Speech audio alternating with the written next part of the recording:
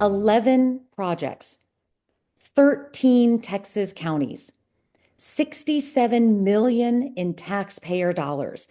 This is the scope of canceled grants in Texas so far. These grants and the programs they support are vital for the health and resilience of Texas communities. It was a historic opportunity in the last several years to have the amount of resources we were given at EPA through congressional appropriations to actually solve some of the hardest, most intractable challenges facing communities across the United States.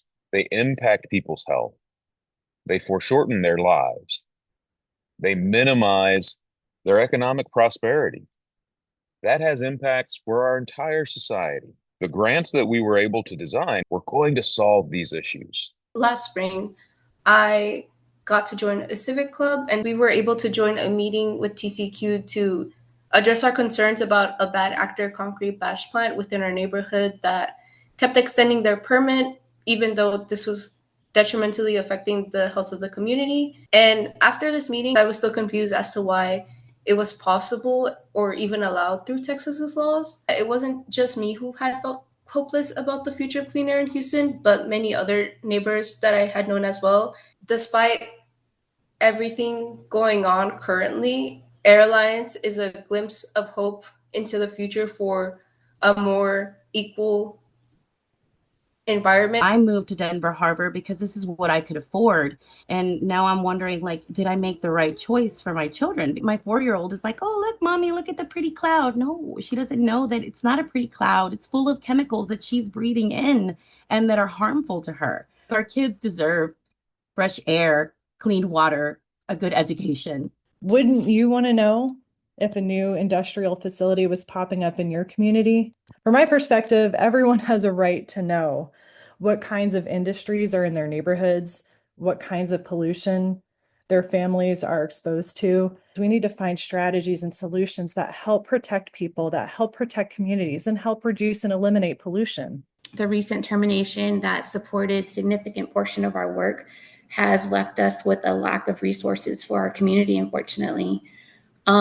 This grant wasn't just a budget line for us. It was a backbone to a lot of critical programs. We've had to cut back in our community outreach programs. We've had to alter our air monitoring.